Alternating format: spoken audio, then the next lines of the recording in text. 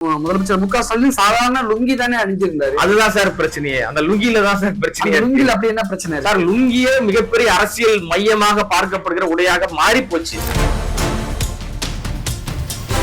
அணிஞ்சிருந்த உடை வந்து பல பேருக்கு அது ஒரு பெரிய அவங்கள வந்து அந்த நெருப்பு வளையத்துக்குள்ள உள்ள போட்ட மாதிரி புழுவா துடிக்க ஆரம்பிச்சிட்டாங்க. எது பாரம்பரிய உடை, எது வந்து பிரச்சனையான உடை அப்படின்னு சொல்லி இங்க உடைக்கு ஒரு அரசியல் வச்சிருக்காங்க. அந்த உடை அரசியல்ல தான் இப்ப வந்து லுங்கி அணிஞ்சு உட்கார்ந்துட்டாரு அப்படின்னு இவர் யாருக்கான குறியீடை சொல்றாரு, இவர் யாருக்கான முதல்வர், இவரு லுங்கி அணிஞ்சிட்டாரு அப்படின்னு சொல்லி ஒரு கூட்டம் வந்து கதறுதுன்னு சொன்னல, அது யாரும் இல்ல சார். ஒரு முறை ஜெயலலிதா அவர்கள் வந்து கலைஞர் அவர்களை கைது பண்றாங்க. அந்த வீடியோ நீங்க எல்லாரும் பார்த்திருப்பீங்க. இணையத்துல அந்த புகைப்படங்கள்லாம் கொட்டி கிடக்குது. அந்த நேரத்துல அவர் அணிந்திருந்த உடையும் வந்து லுங்கி தான். பெரியார வந்து பயங்கரமா பேசுறவங்க வந்து வீட்டுல லுங்கி அணிய மாட்டாங்களா? அப்ப அவங்க வந்து என்ன பண்றாங்கன்னா, தங்களை அடையாளப்படுத்திக் கொள்வதற்கு உடைய ஒரு அரசியலா அவங்க பயன்படுத்திக்கிறாங்க. அம்பேத்கர் வந்து கோட் சூட் போட்டிருந்தாரு அப்படின்னா, அம்பேத்கர் வந்து பிறக்கும் போதே கோட் சூட்டே போட்டு பிறந்துட்டாரா அப்படின்னு ஒரு கேள்வி வரும்ல. ஆனால் அங்கே அது ஒரு உடைய அரசியலா பார்க்கப்பட்டுச்சு. மேல் சட்டை அணிந்தார்கள் என்பதே ஒரு பெரிய பேசு பொருளா மாறிச்சு. நாம வந்து அவருக்கு வரி விதிக்கிறோம், அதை மீறி அவன் மேல் சட்டை அணிறான், இடுப்புல கட்டின துண்ட தூக்கி தோல்ல போடுறான், கீழே நின்று கேட்டவன் மேடையில் ஏறி மைக்கு பிடிச்சி அவர்களேன்னு பேசுறான் அப்படின்றது ஒரு பெரிய பேசு பொருளா மாறினதுக்கும் உடை மிக மிக முக்கியமான விஷயம் சார். இன்னைக்கு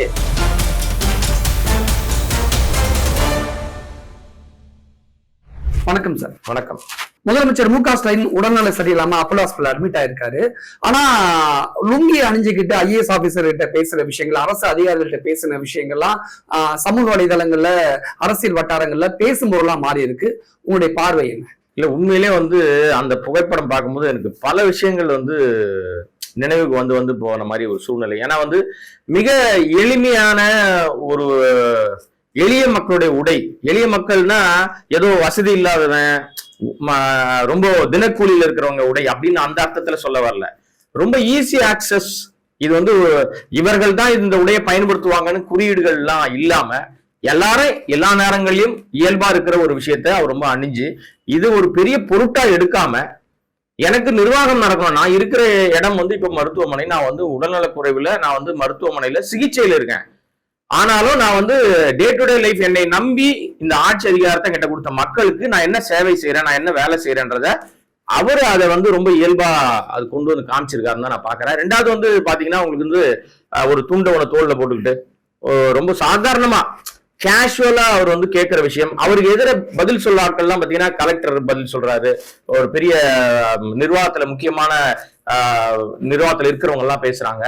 நம்ம முதலமைச்சர்கிட்ட பேசிட்டு இருக்கிறோன்ற அந்த ஒரு மரியாதை இருக்கு. ஆனா அதே நேரத்துல ஒரு பாசப்பணிப்புன்னு ஒன்று இருக்கும்ல, ஒரு ஃபேமிலிக்குள்ள ஒரு அப்பா ஒரு கேள்வி கேட்டா பையன் என்ன பதில் சொல்றோம், அந்த மாதிரியான ஒரு விஷயம் உடனே இது ரொம்ப மிகைப்படுத்துற மாதிரி தோணும். ஆனா நீங்க இயல்பா நீங்க யோசிச்சு பாருங்களேன், ஒரு சாதாரண ஒரு விஷயம், குடும்பத்து நிர்வாகத்தை மெயின்டைன் பண்றவங்க வந்து திடீர்னு ஒரு விஷயத்த வந்து கேட்கறாங்கன்னா, வேலைக்கு கிளம்பிக்கிட்டு இருக்கிற பையன் வந்து இப்ப எல்லாம் ரெடியாகி நிப்பாரு, அப்பா வந்து இயல்பா வீட்டுக்குள்ள சாதாரண உடையில இருப்பாரு, தம்பி அந்த விஷயத்த முடிச்சிட்டியாப்பானா அப்பாட்ட நின்று பேசுற விஷயம் இருக்குல்ல, இததான் நீங்க ரிலேட் பண்ணி பார்க்கணும். அப்ப இது உடை அரசியலா பார்க்கணுமா அல்லது இது எப்படி எடுத்துக்கணும்?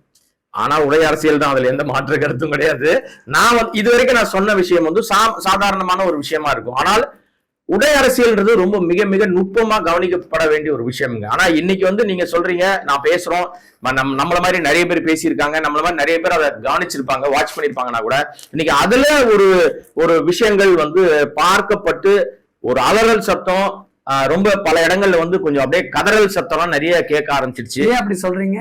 ஆமா சார், அவர் அணிஞ்சிருந்த உடை வந்து பல பேருக்கு அது ஒரு பெரிய அவங்கள வந்து அந்த நெருப்பு வளையத்துக்குள்ள உள்ள போட்ட மாதிரி புழுவா துடிக்க ஆரம்பிச்சிட்டாங்க. ஏன் அப்படி சொல்றீங்க? முதலமைச்சர் மு.க.ஸ்டாலின் சாதாரண லுங்கி தானே அணிஞ்சிருந்தாரு. அதுதான் சார் பிரச்சனையே. அந்த லுங்கில தான் சார் பிரச்சனையே. லுங்கில அப்படி என்ன பிரச்சனை சார்? லுங்கியே மிகப்பெரிய அரசியல் மையமாக பார்க்கப்படுகிற உடையாக மாறி போச்சு. ஆக்சுவலா நீங்க வந்து இப்போ நீங்க அவர் முதலமைச்சர் லுங்கி அணிஞ்சிருக்காருலாம் மறந்துருங்க சார். லுங்கி யாருக்கான உடை அப்படின்னு ஒரு விஷயம் எடுத்து பாத்தீங்கன்னா, நம்ம என்ன நீங்க கேட்டீங்க, நீங்க லுங்கி வீட்டுல போடுவீங்க, நான் லுங்கி அணிஞ்சிருப்பேன். பல பேர் வந்து லுங்கி வந்து வீட்டுல இயல்பா இருக்கிற நேரம், அலுவலகம் சார்ந்து இல்லாத நேரங்கள்ல, ஓய்வு எடுக்கிற நேரங்கள்ல பெரும்பாலும் நம்ம அணியிற உடை வந்து லுங்கி தான். பாரம்பரியமான அந்த காலகட்டங்கள்லயும் சரி, லுங்கின்றது வந்து பாத்தீங்கன்னா உங்களுக்கு சாமானியர்கள் உழைக்கும் வர்க்கம் போடுற ஒரு விஷயமா தான் நம்ம பார்க்கப்படுறோம். ஆனால் அந்த லுங்கிக்கு ஒரு அடையாளம் கொடுக்கப்பட்டிருக்கு. உலக அரங்குல எல்லா இடங்கள்லயும், வளைகுடா நாடுகளா இருக்கட்டும், பல இடங்கள்லயும் லுங்கி என்பது இவர்கள் அணிகிற உடைன்னு சொல்லி இஸ்லாமியர்களுக்கான உடையாக அது மாற்றப்பட்டு ரொம்ப காலம் ஆயிடுச்சு. ஆனால் அப்படி இல்லை. அங்க அவர்களுக்கு வந்து ஈஸியா வேர் பண்ணிக்கிறதுக்கான ஒரு உடையாக அந்த உடை இருக்கிறதுனால அங்க சாமானியன் தொடங்கி மன்னர்கள் வரைக்கும் பல இன்னைக்கும் மன்னர்கள் ஆட்சி தான் அங்க வளைகுடா நாடுல பல இடங்கள் நடந்துகிட்டு இருக்கு. ஆனாலும் அங்கேயே தொழுகைக்கு போகும்போது பாத்தீங்கன்னா அவர் வந்து பக்கத்துல மன்னரா இருந்தாலும் சரி, சாதாரண குடிமகனா இருந்தாலும் சரி, அவன் லுங்கி அணிந்தாலும் அங்க வந்து தொழுகையில் அனுமதிக்கப்படுறாங்க. ஆனா இங்க லுங்கி அணிந்தவர்களை முக்கியமான பல இடங்களுக்கு விழு விடுறதே கிடையாது. ஏன் தமிழர்களுடைய பாரம்பரிய உடையான வேஷ்டி கட்டிட்டு ஒருத்தர் உள்ள போக முடியுமா? 5 ஸ்டார் ஹோட்டல்ல விடுறாங்களா சார்? இங்க ப. சிதம்பரத்தே விடல சார். ப. சிதம்பரம் உள்துறை பெரிய நிர்வாகத்துல இருந்திருக்காரு, அமைச்சரா இருந்திருக்காரு, மத்திய அமைச்சரா இருந்திருக்காரு, பல பொறுப்புகள்ல இருந்தவர். வேட்டி பாரம்பரிய தமிழன் உடைன்னு சொல்லி இங்க பல ஸ்டார் ஹோட்டல்ல தடுத்து பெரிய பிரச்சனை எல்லாம் வந்திருக்கு. அப்ப நீங்க அதையெல்லாம் கருத்துல கொண்டீங்கன்னா எது பாரம்பரிய உடை, எது வந்து பிரச்சனையான உடை அப்படின்னு சொல்லி இங்க உடைக்கு ஒரு அரசியல் வச்சிருக்காங்க. நம்ம அந்த உடை அரசியல்ல தான் இப்ப வந்து லுங்கி அணிஞ்சு உட்கார்ந்துட்டாரு அப்படின்னு இவர் யாருக்கான குறியீடை சொல்றாரு, இவர் யாருக்கான முதல்வர், இவரு லுங்கி அணிஞ்சிட்டாரு அப்படின்னு சொல்லி ஒரு கூட்டம் வந்து கதறுதுன்னு சொன்னல, அது வேற யாரும் இல்ல சார். எல்லாரும் சொல்லுவாங்கன்னு அந்த வார்த்தையை பயன்படுத்துறது இல்லை. ஆனாலும் அது வந்து கலோக்கியலான வார்த்தையா மாறி போச்சு. லுங்கிக்கு எதிராக பேசுகிறவர்கள், அதுவும் இஸ்லாமியர்களுக்கு எதிராக அதிகமான பரப்புரை பண்ணுகிறவர்கள் யாருன்னா ஒரு சங்கி கூட்டம் தான். அந்த லுங்கிக்கு மாற்றா சங்கின்னு சொல்லி பிரச்சனை பண்றாங்கல்ல, அது வந்து ஏதோ ரைமிங்கா இருக்க மாதிரி இருக்கும். நிஜமாவே அவர்களுக்கு வந்து இந்த உடை அவர்களுக்கு பெரிய உறுத்தலா மாறி போச்சு. என்னடா இப்படி எல்லாம் வந்து ஒரு விஷயங்கள் நடக்குது, ஐயோ அடுத்த கட்டத்தை நோக்கி நகர்றாங்களே அப்படின்னு சொல்லி பதட்டம் மாறாங்க. அதுல குறிப்பா ஒருத்தர் இருக்காரு, அவர் பேராசிரியர் தானே சொல்லிப்பாரு, அவர் பேரை நான் சொல்ல விரும்பல, நானு சொன்னாலே புரிஞ்சுப்பீங்க. பாஜகவுடைய RSS சித்தாந்தம் கொண்ட அந்த பேராசிரியர் ஒருத்தர் வந்து அவர் ஒரு பதிவு போடுறாரு, இந்த மாதிரி வந்து இவர் லுங்கி அணிஞ்சிருக்காரு, இவர் வந்து அப்படின்னு சொல்லி அந்த லுங்கி யாருடைய அடையாளம்ன்றத வந்து அவர் வந்து பயங்கரமா போட்டு ஒரு விஷயம் பண்றாரு. சார் இது எளிமையா கடந்து வந்து முதல் கேள்வி கேட்கும் போது எளிமையா கடந்து போனேன் நான், அதை எல்லாம் சாமானிய மக்களுடைய விஷயம்னு. ஆனால் இங்க வந்து உடை மிகப்பெரிய அரசியலை சொல்லுதுன்றதுல அதனாலதான் இது இவங்க கொந்தளிக்கிறாங்க. நீங்க லுங்கி அணிகிறத பிரச்சனையா பேசுறீங்களா சார்? நம்முடைய பாரம்பரிய உடை வேஷ்டி. நீங்க வந்து கிராமங்கள்லயும் சரி நகரங்கள்லயும் சரி வேட்டி அணிகிறது காலங்காலமா இருக்கிற ஒரு விஷயம். ஆனால் அந்த வேட்டிலேயே பல வேறுபாடுகள் இருக்கு சார். எல்லாருமே வந்து வேட்டி அணிகிறாங்களா? கிடையாது. ஆனால் ஒரு குறிப்பிட்ட பிரிவினர் வேட்டி, அவங்க குழந்தையில இருந்து அவங்களுக்கு வேட்டி கட்டுறது அப்படின்னு சொல்லி கொடுத்துருவாங்க. நம்ம சாதி அரசியல் நான் பேச மாட்டேன், ஆனா இங்க அதை குறிப்பிட்டு ஆக வேண்டிய கட்டாயத்துக்குள்ள வேட்டின்னு அது வேட்டி தானா அல்லது வேட்டிலேயே இன்னொரு விதமா? அது இல்ல, அதுதான் சொல்ல வந்தேன். வேட்டியில வேஷ்டிலேயே இப்ப நம்ம வேட்டி அப்படின்றது ஒரு ஒரு அதுல ஒரு மேட்டிமையான ஒரு விஷயமா பார்க்கப்படும். ஆனா வேஷ்டின்னு யார் சொல்லுவாங்க? கிராமங்கள்ல இருக்கிறவங்க ரொம்ப கலோக்கியான வார்த்தையா அது மாறிடும் அது.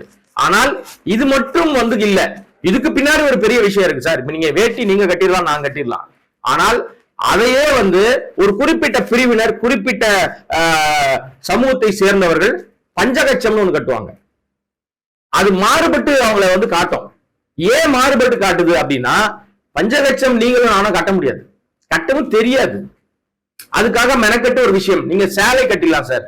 நம்முடைய தமிழ்நாட்டு பெண்கள் வந்து அதாவது தென் மாநிலங்கள்ல குறிப்பா வந்து தமிழ்நாட்டுக்கு பெண்களுக்கு இயல்புலேயே அழகு வந்து சேலையில தான் இருக்கணுவாங்க. சோ அப்படிப்பட்ட நம்ம ட்ரெடிஷனல் வேரா இருக்கிற சேலையை யார் வேணா கட்டலாம் பெண்கள். ஆனால் அங்கேயும் அவர்கள் தனக்கு தனித்துவமா வச்சுக்கணும்னு மடிசார்னு கொண்டு வந்திருக்காங்க. நம்ம பெண்கள் வந்து இடதுபுறமா முந்தானையை போட்டுதான் அவங்க வந்து அந்த சேலை அந்த வடிவமைப்பே அப்படித்தான் இருக்கும்.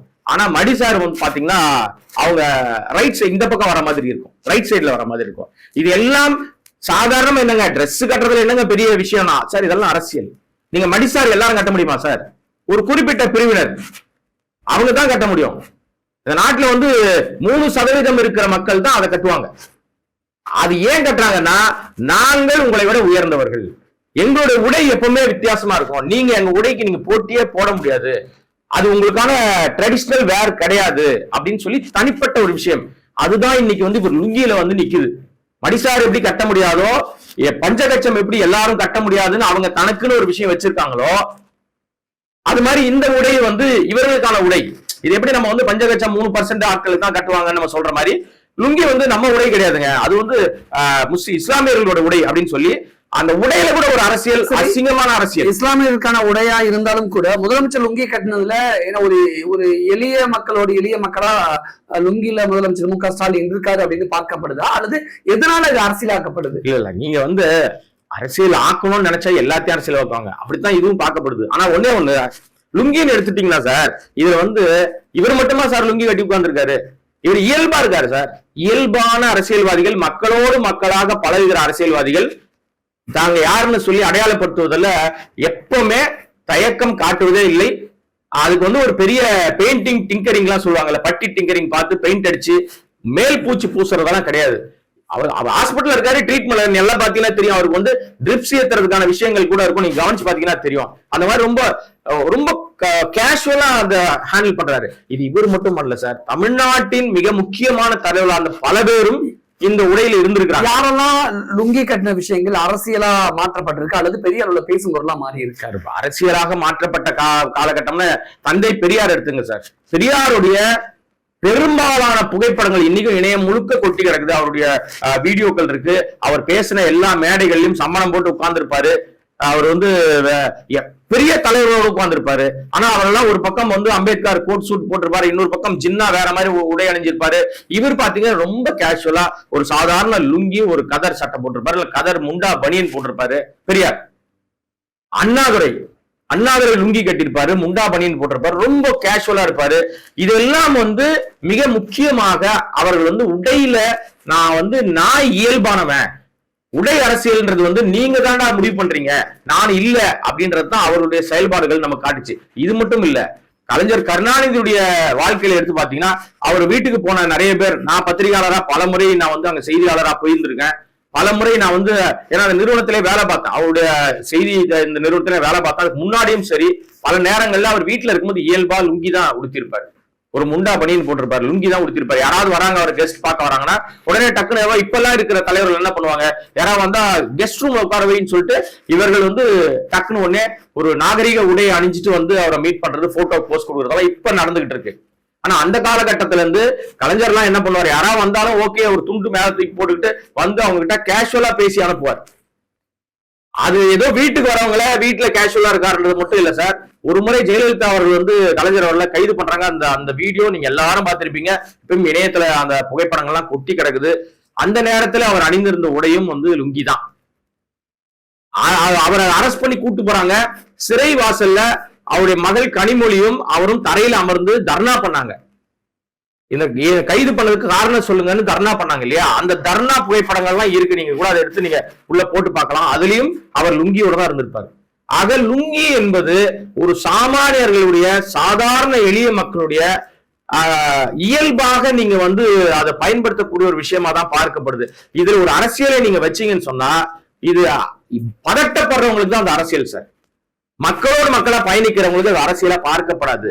நீங்க பெரியார வந்து பயங்கரமா பேசுறவங்க வந்து வீட்டுல லுங்கி அணிய மாட்டாங்களா? அப்ப அவங்க வந்து என்ன பண்றாங்கன்னா தங்களை அடையாளப்படுத்திக் கொள்வதற்கு உடைய ஒரு அரசியலா அவங்க பயன்படுத்திக்கிறாங்க. நீங்க வந்து சட்ட பேண்ட் போட்டது வந்துதான் வீராவேசமா எங்க அண்ணன் சீமான் பேசுவாரு. ஒரு நாளும் அவர் வந்து இந்த மாதிரி வேற ஒரு விஷயங்கள்ல அவர் எளிய மக்களோட வரவே மாட்டாரு. பெண்கள் மீதான பாலியல் புகார் வந்துச்சுன்னா அவர் பிரஸ் மீட்ல பாத்தீங்கன்னா வரிசையா லேடிஸ பக்கத்துல உட்கார வச்சுப்பாரு. அவருக்கே நிறைய பிரச்சனை இருக்கும். ஆனா அவர் தான் வந்து இல்ல இப்படின்னு சொல்லி காட்டுவாரு. இந்த இடத்துல நீங்க வந்து நல்லா யோசிச்சு பாத்தீங்கன்னா, இப்ப இந்த உடை நம்ம பேசுறோம், எளிய மக்கள் உடை எல்லாம் பேசிட்டு இருக்கோம்ல. நான் பேசும்போது ஒண்ணு சொன்னேன், நம்ம வந்து அம்பேத்கர் வந்து கோட் சூட் போட்டிருந்தாரு அப்படின்னா அம்பேத்கர் வந்து பிறக்கும் போதே கோட் சூட்டே போட்டு பிறந்துட்டாரா அப்படின்னு ஒரு கேள்வி வரும்ல. ஆனால் அங்கே அது ஒரு உடை அரசியலா பார்க்கப்பட்டுச்சு. ஏன்னா அங்க அந்த காலகட்டத்துல அவர் வாழ்ந்த காலகட்டங்கள் எல்லாம் வந்து இடுப்புல துண்டு கட்டணும், நீ வந்து அரைக்கால் சட்டை போடக்கூடாது, முழுக்கால் சட்டை போடக்கூடாது, நீ வந்து வேட்டி தான் கட்டணும், மேல் சட்டை போடக்கூடாது, மேலாடை அணியக்கூடாது. சார் ஆண்களுக்கு மட்டும் மேலாடை அணியக்கூடாதுன்னு சட்டம்லாம் இல்ல சார், பெண்களே மேலாடை அணியக்கூடாதுன்னு இருந்துச்சு. மிக கொடூரமான விஷயங்கள்லாம் பார்க்கப்பட்டுச்சு. அது பெண்கள் மார்பகங்களை மறைக்க கூடாதுன்னு ஒரு சட்டம் இருந்துச்சு. அதற்கு தனி வரியெல்லாம் போட்டிருக்கானுங்க அயோக்கிய பசங்க. அப்ப யோசித்து பாருங்களேன், இதையெல்லாம் எதிர்த்து எது அவர்களுக்கு அரசியலாக அன்னைக்கு பார்க்கப்பட்டுச்சு? உடைதான் சார். மேல் சட்டை அணிந்தார்கள் என்பதே ஒரு பெரிய பேசு பொருளா மாறிச்சு. நாம வந்து அவனுக்கு வரி விதிக்கிறோம், அதை மீறி அவன் மேல் சட்டை அணிறான், இடுப்புல கட்டின துண்டை தூக்கி தோல்ல போடுறான், தோல் மேல கை போட்டுக்கிட்டு பேசுறான், கீழே நின்று கேட்டவன் மேடையில் ஏறி மைக்கு பிடிச்சி அவர்களேன்னு பேசுறான் அப்படின்றது ஒரு பெரிய பேசு பொருளா மாறினதுக்கும் உடை மிக மிக முக்கியமான விஷயம் சார் இன்னைக்கு. சோ அதுதான் பரிணாம வளர்ச்சியில மாறி மாறி வந்தாலும் எளிய மக்களோடு இருக்கிறவர்கள் அவர்கள் உடையில பெரிய கவனம் செலுத்துவது இல்லைன்றதுதான் இன்னைக்கு முதலமைச்சருடைய அந்த லுங்கி புகைப்படம் எனக்கு ரொம்ப மகிழ்ச்சியா இருந்துச்சு. மற்றவர்கள் பார்வையில எப்படி இருக்குன்னு எனக்கு தெரியாது சார். என்ன பொறுத்த வரைக்கும் இதை நம்ம சொல்லும் போது நம்மள என்ன சொல்லுவான்னா இவன் 200 ரூபாய் ஊப்பின்னுவான். அதை பத்தி பிரச்சனை இல்லை. நான் இந்த தமிழ்நாட்டினுடைய குடிமகன். அப்ப குடிமகன் நாம தான் ஓட்டு போட்டு நாம தான் நீங்களும் நானும் பார்த்து கொண்டிருக்கிற பல பேரும் தான் இந்த ஆட்சி யாருக்கு வரலாம் யாரு வரக்கூடாதுன்னு தீர்மானிக்கிற இடத்துல நம்ம இருக்கோம். அப்ப நம்மை ஆளுகிறது நாம தான் இருக்கணும்ன்றதுனாலதான் எளிய மக்களோட ஈஸி ஆக்சஸ்ல இருக்கிறவங்கள நம்ம உள்ள உட்கார்ந்து அரசியல் அமைப்புக்கான அங்கீகாரத்தை கொடுக்கிறோம். அம்பேத்கர் கோட் ஷூட் போட்டதுக்கான காரணங்கள் சார், அவர் அந்த காலகட்டத்துல டோட்டலா யாருமே அதான் கொலாய் போடக்கூடாதுன்னு பேண்ட்ன்றதுலாம் சொல்ல மாட்டாங்க. முழுக்கால் சட்டையெல்லாம் பேச மாட்டாங்க. கொலா போட்டு வரக்கூடாது. அது நான் அம்பேத்கர் வாழ்ந்த காலகட்டங்களை தாண்டி சார், நான் மதுரையில என்னுடைய சொந்த அனுபவத்திலேயே நான் சொல்றேன். ஒரு டாக்குமெண்ட்ரி எடுக்கிறதுக்காக நான் ஒரு ஊருக்கு நான் கிராமத்துக்கு போறேன். அந்த கிராமத்துல கொலா போட்டுட்டு வந்திருக்காங்க யாரோ அப்படின்னு என் காது கூட சொன்னாங்க. கொலா அது என்னது? பேண்ட். அப்ப எத்தனை ஆண்டுகள், நான் சொல்றது ஒரு 15 ஆண்டுகளுக்கு முன்னாடி ஒரு கிராமத்துக்குள்ள போகும்போது எப்பா பேண்ட் சட்டை போட்டுட்டு வந்துட்டாங்களா சொல்ல பாட்டியம்மா சொல்லுது கொலா போட்டு யாரா வந்திருக்காங்க அப்படின்னு சொல்றாங்க. அப்ப நீங்க பாருங்க, அதுதான் அவர் அம்பேத்கர் ஏன் கோட் சட்டை போட்டாருன்னா அந்த கோட்டு சட்டைன்றது பேண்ட் கோட்டு போட்டிருக்கிறதெல்லாம் வெள்ளக்கார உடை. படித்தவர்கள் மெத்த படித்தவர்கள் பணக்காரர்கள் உடை. எளியவன் போடக்கூடாது, உனக்கு அது தகுதி இல்லைன்னு சொன்னாங்கல்ல, எல்லாரும் அந்த உடை அணியலான்னு சொல்லி அன்னைக்கு ஆரம்பிச்சு வச்சாரு. அது ஒரு பெரிய ஒரு மார்க்கமாகவே மாறி ஒரு பெரிய பிரளயமாக வெடிச்சு இன்னைக்கு ஆமாண்டா இப்ப என்ன கபாலி படத்துல என்னவா ஆச்சு, நான் கோட்டு போடுவேன்டா, நான் சட்டை போடுவேன்டா, என்னோட உரிமைடா, நான் கால் மேல கால் போடுவேன்டான்னு ரஜினிகாந்த் பேசுகிற வசனம் பாரஞ்சித் வச்சதனுடைய நோக்கம் இந்த உடை அரசியல் தான். சினிமாவிலையும் காட்டப்பட்டிருக்கு. சினிமாவிலையும் சாதி பெயர்கள் வந்த பல படங்கள், அன்னைக்கெல்லாம் சாதி பெயர்ல வந்த பல படங்களை கொண்டாடினாங்க. ஒரு தேவர் மகனா இருக்கட்டும், ஒரு சின்ன கவுண்டரா இருக்கட்டும், ஏகப்பட்ட படங்கள் அதுக்கு வந்தது. அந்த படங்கள்லயும் பாத்தீங்கன்னா சாமானிய மக்கள் துண்டை இடுப்புல கட்டிக்கிட்டு பின்னாடி ஓடுவாங்க. அவரு தோல்ல துண்டு போட்டுக்கிட்டு விஜயகாந்த் நடந்து போயிட்டு இருப்பாரு. சின்ன கவுண்டர்ல ஒயிட் அண்ட் ஒயிட் போட்டு போயிட்டு இருப்பாரு. துண்டு கீழே விழுந்துடக்கூடாது. அப்படி எல்லாம் பல விஷயங்கள் வந்தது. ஆனால் அன்னைக்கு அது சினிமாவாக மட்டும் பார்க்கப்பட்டு ரசிக்கப்பட்டுச்சு. இன்னைக்கு சாதாரணமா ஒரு விஷயம் பண்ணாலும் அதுல அரசியல் குறியீடு பாக்குறாங்க, சாதி குறியீடு பாக்குறாங்க, மத குறியீடு பாக்குறாங்க. இப்ப நீங்க லுங்கி கழிட்டு உட்கார்ந்தாருனாலும் சரி நம்ம பேசுறோம். நம்ம மகாத்மா காந்தி சட்டையே போடாம பல வருஷம் இருந்தாரு. அதற்கான காரணங்கள் அதுவும் ஆடை அரசியல் தான். அதுவும் உடை அரசியல் சார். அதுவும் மிக மிக ஏன்னா அவர் கோட் சூட் போட்டவர் தான். அவர் ஒரு பெரிய பணக்கார குடும்பம் எல்லாமே இருந்துச்சு. ஆனா அவர் அவருடைய உடை அரசியலையும் எளிய மக்களுடைய உடை இருக்கு. நாம எளிய மக்கள் அந்நியப்பட்டிருக்கோம். அவர்களோட நம்ம இயல்பா நம்ம பொருந்தி போனோம்னா அவர்கள் உடைய நம்ம எடுக்கணும் அப்படின்னு பேர் பாடியா சட்டை போட மாட்டேன், மேல துண்டு தான் போடுவேன், வேட்டியை தூக்கி போட்டுப்பேன் அப்படின்னு சொல்லி அந்த உடை அரசியலை அவர் மெயின்டைன் பண்ணாரு சார். அது ரொம்ப கஷ்டங்க. நீங்க யோசிச்சு பாருங்களேன். நீங்க டெல்லி மாதிரியான இடங்கள்ல எல்லாம் இப்ப நம்ம ஊர்ல வெப்பமண்டல பகுதிகள், அதனால நீங்க பாதி நேரம் சட்டை இல்லாம போனாலே ரொம்ப இயல்பா இருக்கும். அப்போ ஒரே புழுக்கமா இருக்கு, ஒரே பிரச்சனையா இருக்கு நம்ம ஆனா டெல்லி மாதிரியான பகுதிகள் எல்லாம் பாத்தீங்கன்னா அவ்வளவு குளிர் இருக்கும். வெளிநாட்டுக்கு போனாலும் வெளிநாட்டுல அவர் போன பல ஊர்கள்ல குளிர் பிரதேசங்கள் எல்லாம் போனா கூட அவர் அந்த உடையை மெயின்டைன் பண்ணாரு.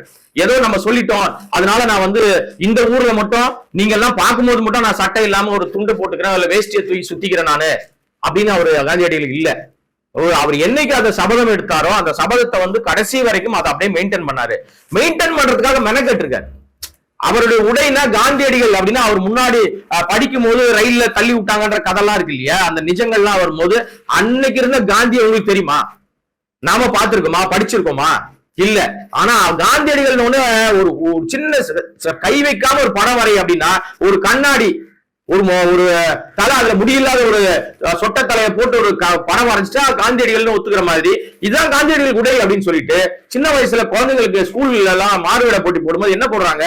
கோட் சட்டை போடுறாங்க. கோட் சட்டை போட்டா அம்பேத்கர் சார், பஞ்சகச்சம் கட்டிக்கிட்டு மீசையை முறுக்கி விட்டு கருப்பு கோட்டு போட்டா பாரதியார்ன்றாங்க. இவர் வந்து காந்தியடிகளை ஈஸியா ஒரு துண்டை நீங்க மேல சுத்தி விட்டு வேட்டி சுத்தி விட்டீங்கன்னா குழந்தைகள் வந்து காந்தியடிகளை மாறிடுது. ஆனா காந்தி வந்து கட்டினது வேட்டியே கிடையாது அப்படின்னு அதுலயும் ஒரு அரசியல் பேசப்படும். ஆமா சார், அவர் வந்து கட்டினது வேஷ்டி இல்ல சார், பஞ்சகட்சம் தான் கட்டினாரு. ஆனா மேல வந்து ஒரு மேலாடை அணியாம அதே பஞ்சகட்சத்தினுடைய இன்னொரு முனையை தூக்கி மேல போட்டுக்கிட்டார், அவ்வளவுதான். அந்த காலகட்டங்கள்ல அது வந்து ஒரு ட்ரெடிஷனல் வேரா இருந்தாலும் அதுல வித்தியாசத்தை காட்டணும் அப்படின்னு சொல்லி உடையில அவர் வந்து ரொம்ப கான்சென்ட்ரேட் பண்ண விஷயம் இது ஒண்ணுதான். மேற்கொண்டு வேற எதுவும் பண்ணல. அரசியல் ஆக்கணும்னு நினைச்சா எதை வேணா அரசியல் ஆக்கலாம். அவரோட கூட பயணித்தவர்களுக்கு எல்லாருக்குமே தெரியும். இன்னைக்கும் நம்ம வந்து அவரை ஏன் தேசத்தந்தை மகாத்மா காந்தின்னு ஏன் நம்ம சொல்லிட்டு இருக்கோம். ஆனா அதே நேரத்துல நீங்க யோசிச்சு பாருங்களேன், அந்த காலகட்டத்துல இவருக்கு ரைவலா அப்படியே நேர் எதிராக இருந்து சுதந்திரம் வாங்கணும்னா நம்ம ஆயுதம் ஏந்தனால சுதந்திரம் வாங்க முடியும் சொன்னவர் நேதாஜி அவர்கள். அவர் உடையெல்லாம் பாத்தீங்கன்னா மிலிட்டரி ட்ரெஸ் இருக்கும், பயங்கரமா இருக்கும் அவருடைய. அதுக்குன்னு அவர் மெனக்கெட்டு அவர் வந்து தன்னை வந்து அடையாளப்படுத்திக்கிட்டாரு. அதனால நம்முடைய இந்திய நாட்டினுடைய பழம்பெரும் தலைவர்களுடைய உடையில் மிகப்பெரிய அரசியல் இருக்கு சார். அந்த அரசியல் இன்னைக்கும் பேசு பொருளா மாறி இருக்குன்றது கவனிக்கப்பட வேண்டிய விஷயம். அதுதான் இவருடைய ஹாஸ்பிட்டல்ல லுங்கி போட்ட விஷயமா இருக்கட்டும். இதனால்தான் சங்கிகள் கதறிக்கிட்டு இருக்காங்க. டாக்டர் அம்பேத்கர் ஆரம்பிச்சு மகாத்மா காந்தி காலம் ஆரம்பிச்சு இப்ப 2025 முதலமைச்சர் மு.க. ஸ்டாலின் காலம் வரைக்குமே ஆடை அரசியல் அப்படிங்கிறது இங்க மிகப்பெரிய அளவுல பேசும் பொருளா மாறிக்கிட்டு இருக்கு. இன்னமும் இந்த ஆடை அரசியல் இங்க மாறவே இல்லை, காலங்காலமா இங்க இருந்துகிட்டு தான் இருக்கு அப்படிங்கிற வரலாற்று பதிவுகளை நிறைய விஷயங்களை எங்ககிட்ட பதிவு பண்ணிக்கிட்டீங்க. கண்டிப்பா இது மக்களுக்கு இந்த உடை அரசியலை பற்றி தெரிந்து கொள்வார்கள் அப்படிங்கிற ஒரு நம்பிக்கையோடு நிறைய விஷயங்கள் கூட ஷேர் பண்ணது மிக்க நன்றி. நன்றி.